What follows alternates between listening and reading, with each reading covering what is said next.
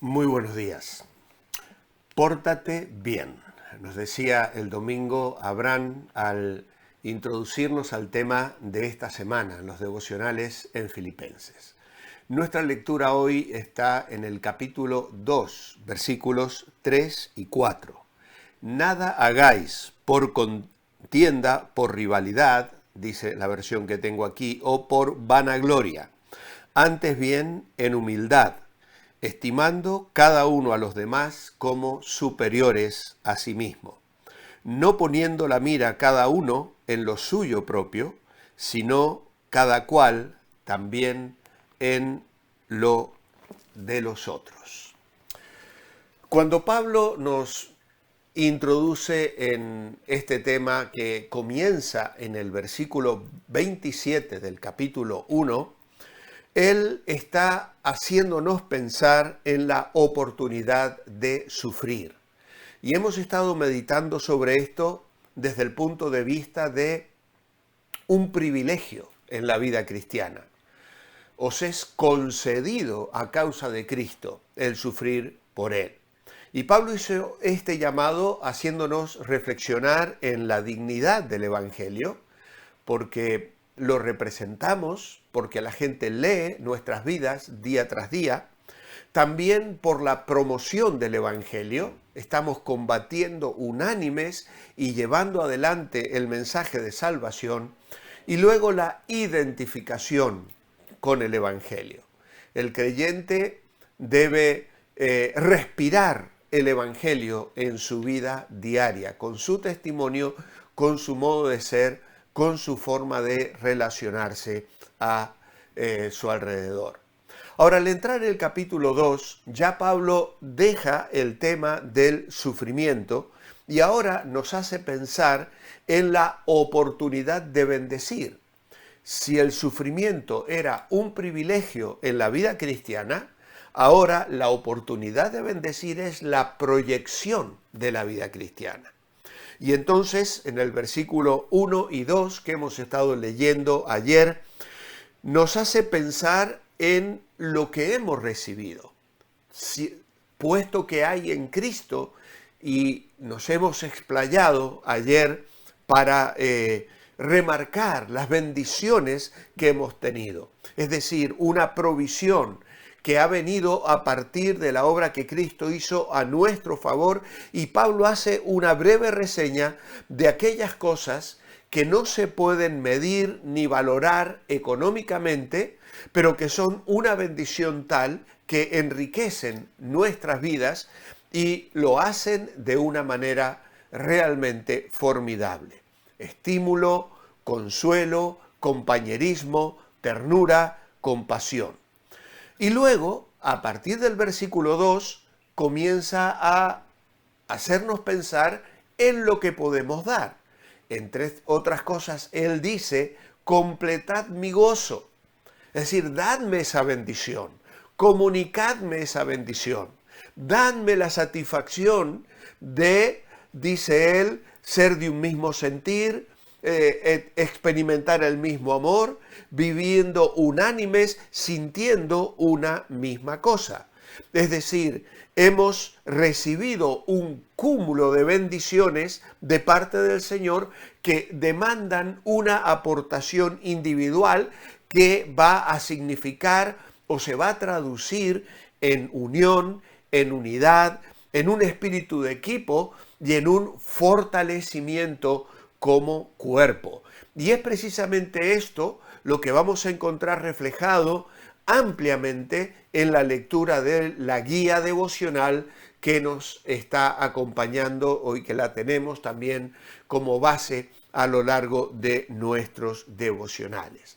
Pero luego de estas cosas, a partir del versículo 3, el apóstol Pablo va a demandar humildad.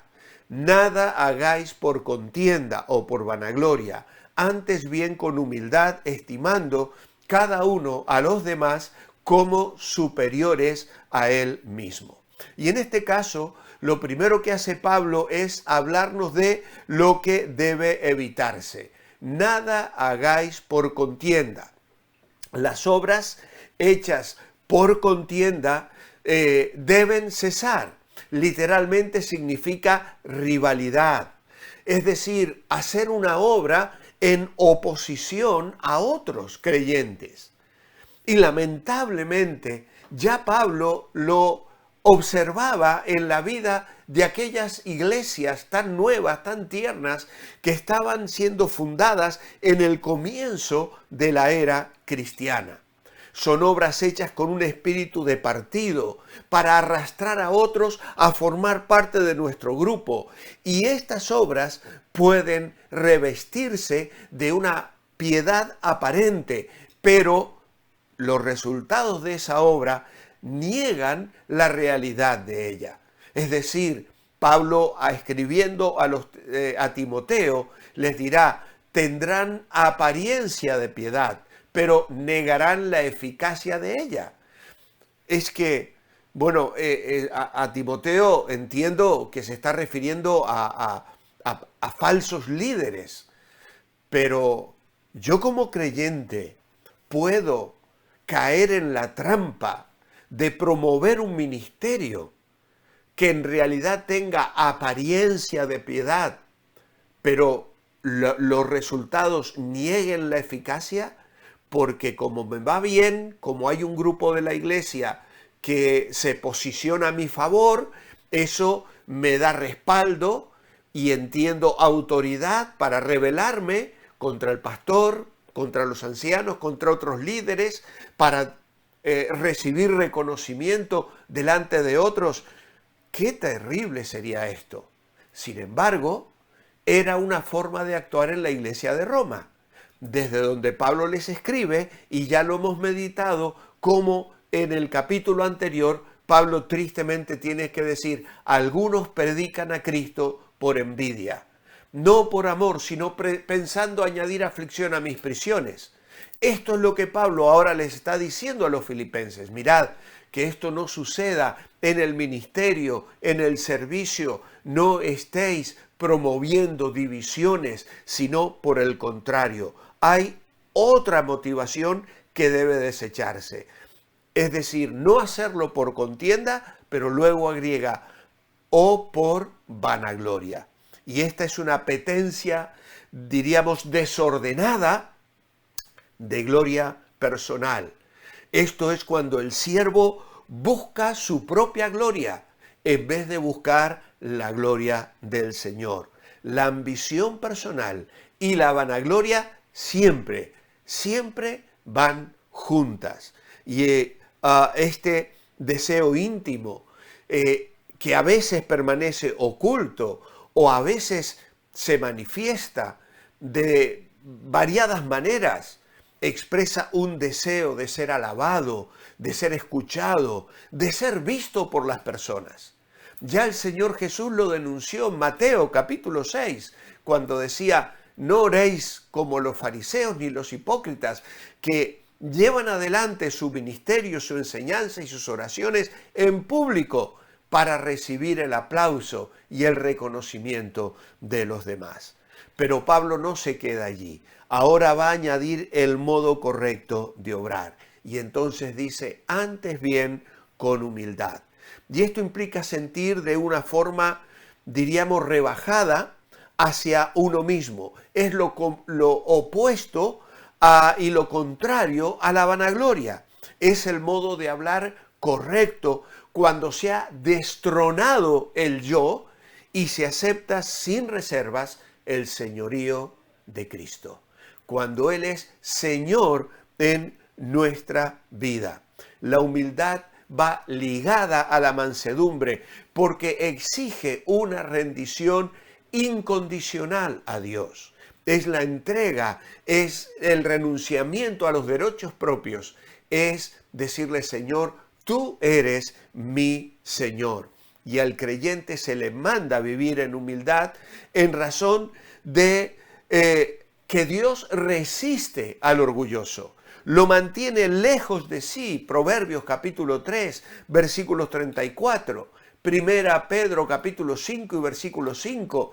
Dios resiste al soberbio, al orgulloso, pero atiende al humilde. Por lo tanto, Dios se siente libre de bendecir nuestra vida, nuestra iglesia, nuestro ministerio, cuando entiende que los soberbios quedan afuera, cuando no hay una falsa humildad, sino que hay sinceridad, la hipocresía es aplastada y el deseo de glorificar al Señor se presenta como un anhelo ferviente en el corazón de todos aquellos que sirven al Señor. ¿Cuál es la senda de la humildad? Pues Pablo también nos la va a explicar, estimando cada uno a los demás como superiores a él mismo. Cuando yo voy pensando que soy más inteligente, que tengo mejores dones, que hago las cosas mejor que otros, pues allí estoy comenzando a claudicar en este sentido. El orgullo me comienza a corroer, la vanagloria comienza a adquirir fuerza en mi vida personal.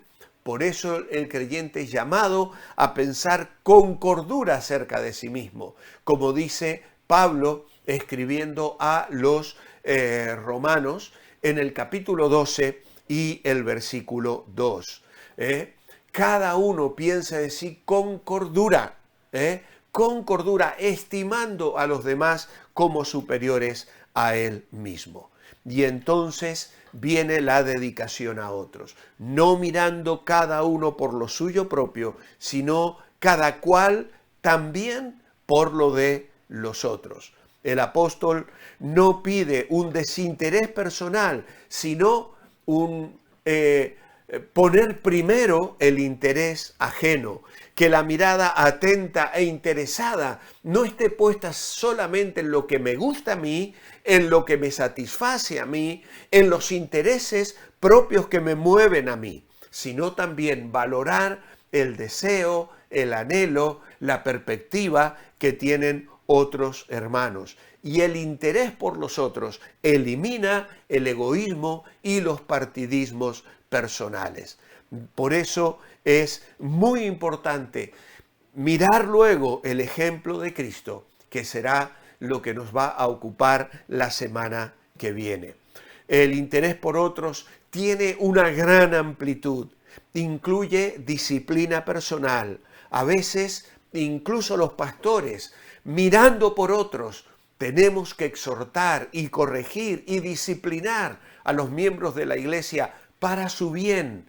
Y qué importante es cuando recibimos esa admonición humildemente. Incluye la comunión práctica, es decir, mostrando amor y supliendo necesidades, como la epístola de Juan nos ha de explicar, la disposición a perdonar y también a restaurar la vida de los demás. Es saldar nuestras vidas en un sacrificio por otros, un sacrificio devoto, que nos elevamos por encima de las egoístas dependencias de nuestro corazón, que muchas veces pretenden aplastar el servicio y el ministerio sincero y espiritual que queremos hacer para el Señor. Por eso nuestra oración esta mañana es: amado Padre, ayúdanos a servirte en humildad y en dependencia. Ayúdanos, Señor, a honrarte con gratitud. Ayúdanos, Señor, a poner por delante los intereses de otras personas y despojarnos de cualquier orgullo o autogratificación para buscar solo tu gloria y tu honra y bendecir así al pueblo de Dios. En tu nombre, amén. Gracias por acompañarme. Mañana cerramos esta semana. Manteneos bendecibles.